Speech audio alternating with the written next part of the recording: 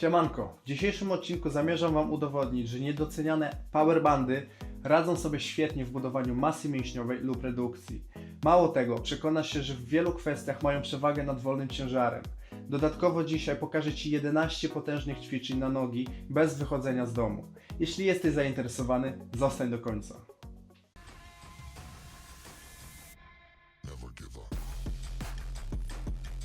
Dla mięśni nie ma znaczenia, czy ćwiczymy na handlach, maszynie czy powerbandzie. Żeby mięśnie rosły, potrzebujemy uszkadzać włókna mięśniowe, a w jaki sposób to zrobimy, nie ma różnicy. Są dwa czynniki wpływające na zwiększenie mięśni. Pierwsze to progresywne obciążenie, najlepiej 70-80% maksymalnego wyciśnięcia. Czyli jeśli jesteś w stanie podnieść maksymalnie 100 kg na klatę w jednym powtórzeniu, to 70 kg jest Twoim odpowiednim ciężarem do wykonywania serii. Drugie to długość napięcia mięśnia. Jeśli będziesz szybko machać rękoma, to nic to nie da. Musisz utrzymać napięcie mięśniowe między 30 a 70 sekund na serię, żeby Twoje mięśnie rosły. 1 sekunda w ruchu koncentrycznym, czyli skurcz mięśni. Na końcu skurczu robimy 1-sekundową pauzę i pogłębiamy skurcz przez dodatkowe napięcie mięśnia. Teraz 3 sekundy ruchu ekscentrycznego, czyli rozciąganie. Kiedy ćwiczysz w taki sposób, 10 powtórzeń w serii zajmuje nam około 50 sekund stałego napięcia mięśnia. Dodatkowo skupiamy się na ruchu ekscentrycznym, który powoduje zrywanie włókien mięśniowych, a później podczas regeneracji nasze włókna się odbudowują i na ich miejsce powstają nowe, większe. Kładziemy band na podłodze, ustawiamy nogi na szerokość bioder i pomagamy sobie przysiadem ustawić band ponad głowę. Ręce sygnalizują poprawną technikę. Jeśli będą za nisko, to znaczy, że bardziej pracujemy zginaczami niż nogami i trzeba wrócić do poprawnej pozycji. Dodatkowo dzięki temu, że pracuje więcej mięśni naraz, spalamy więcej kalorii. To ćwiczenie angażuje mięsień czworogłowy, pośladkowy i dwugłowy.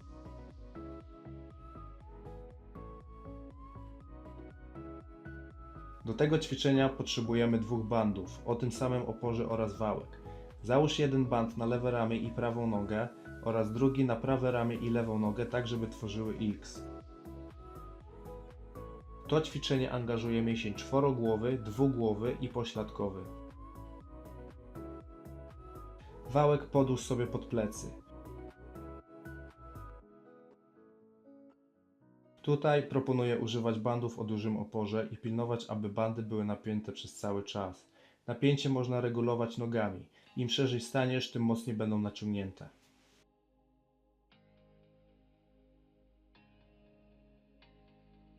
Gumę kładziemy na podłodze i zadbaj o luz gumy między nogami, tak żeby guma była naciągnięta na górze.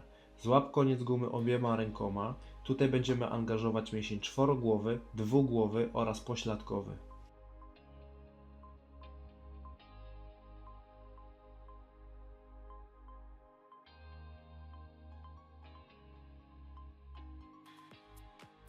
Wspomniałem już wcześniej o pauzie, czyli napięciu izometrycznym mięśnia. Jest to bardzo ważny moment do rozwoju mięśni, a często pomijany na siłowniach. Dzięki temu, że napinasz mięśnie, pompujesz więcej krwi. Do tego ćwiczenia przyda nam się jakieś podwyższenie. Staraj się, aby stopa, która jest z przodu, wykonywała około 80% pracy. Możesz to kontrolować pochyleniem tułowia. W tym ćwiczeniu angażujemy mięsień czworoboczny, dwugłowy, pośladkowy oraz prosty brzucha.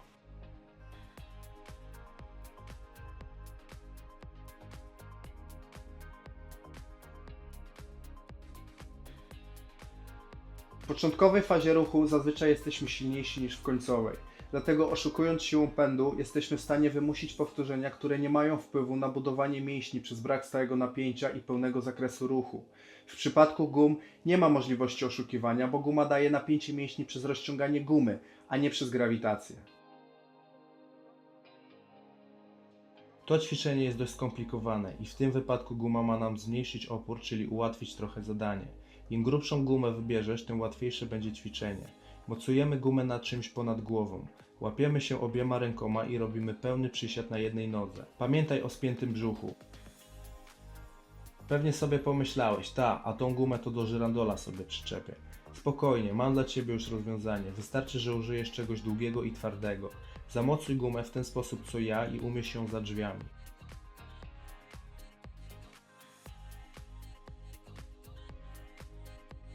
Pamiętaj, że guma ma domykać drzwi od zewnątrz, czyli drzwi muszą się otwierać na zewnątrz, bo w innym wypadku możesz uszkodzić zamek. Dodatkowo gumę możesz ustawić w dowolnej pozycji dla różnych ćwiczeń.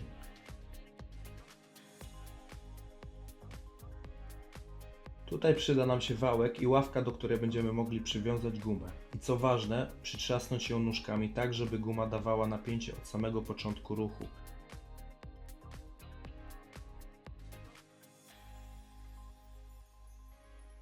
Wkładamy wałek pod kolano dla podwyższenia nogi i jesteśmy gotowi do ćwiczeń.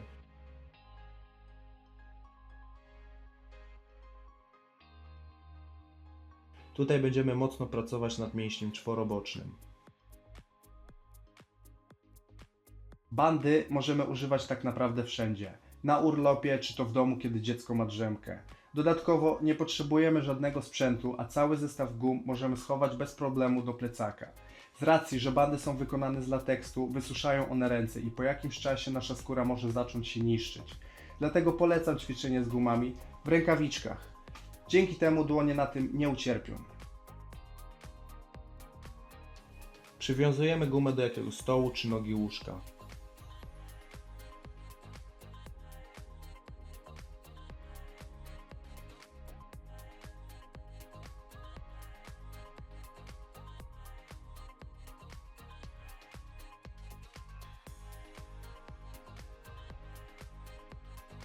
Kładziemy się na podłodze lub ławce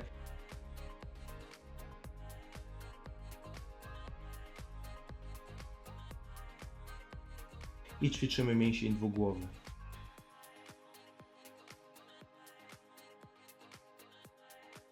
Różnica między ćwiczeniami na gumach a hantlach jest taka, że hantel powoduje największe napięcie w początkowej fazie ruchu, a w końcowej napięcie jest najmniejsze. Guma działa w odwrotny sposób. Początkowa faza ruchu będzie lżejsza, a im mocniej zaczniemy ją rozciągać, tym napięcie wzrasta. Kolejną różnicą jest siła pędu. Na pewno nieraz widziałeś, jak ktoś kiwa się czy to na maszynie, czy ćwicząc hantlami. W ten sposób wykorzystuje się siłę pędu i najzwyczajniej się oszukuje. Dzieje się to tak, bo w przypadku wolnych ciężarów wykonujemy ruchy antygrawitacyjne, czyli ruchy góra-dół. Zakładamy gumę w ten sposób co ja i kładziemy łopatki na podwyższeniu. Ważne jest, aby kolana były równo z piętami i mocno spinać pośladki. W tym ćwiczeniu przetrenujemy mięsień dwugłowy, pośladkowy oraz czworogłowy.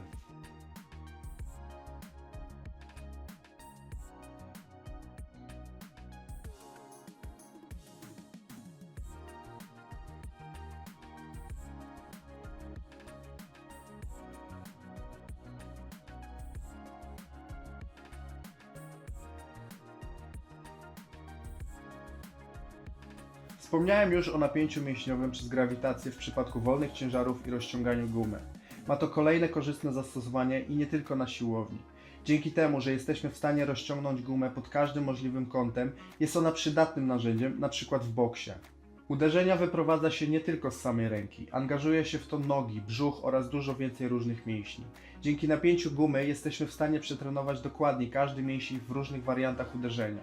W przypadku wolnego ciężaru znowu istotny wpływ ma grawitacja oraz siła pędu, która może utrudnić stabilną pozycję i precyzyjne uderzenia.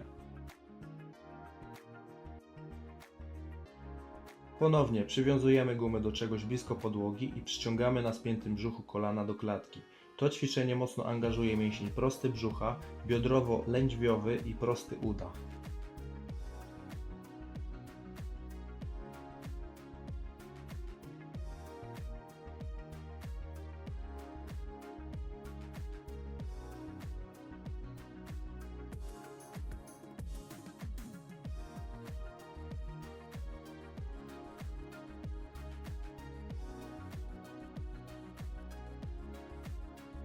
Kładziemy gumę na podłodze i ustawiamy na niej nogi na szerokość bioder.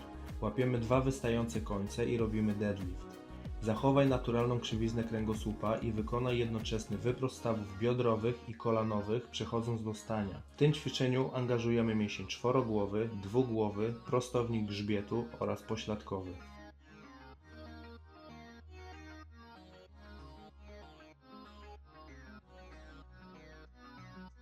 Tutaj ustawiamy palce stóp na podwyższeniu. Umieszczamy gumę tak jak ja i pamiętaj, żeby nie spieszyć się w tym ćwiczeniu. Rób pauzę w ruchu koncentrycznym.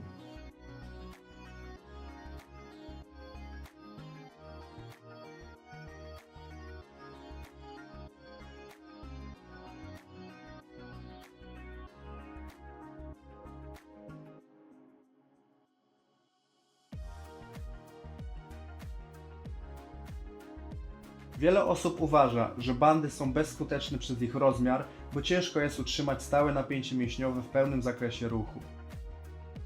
Wystarczy tylko złapać w odpowiednim miejscu, tak żeby guma była naciągnięta od samego początku wykonywania ruchu. Można też zmieniać napięcie gumy nogami. Wystarczy szerzej stanąć, a guma zmieni swój rozmiar i napięcie.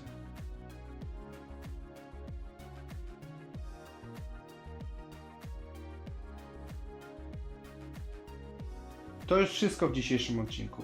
Mam nadzieję, że pomogłem Ci się zmotywować do treningu i mój poradnik okaże się dla Ciebie pomocny. Serdecznie Was pozdrawiam i do zobaczenia. Hej!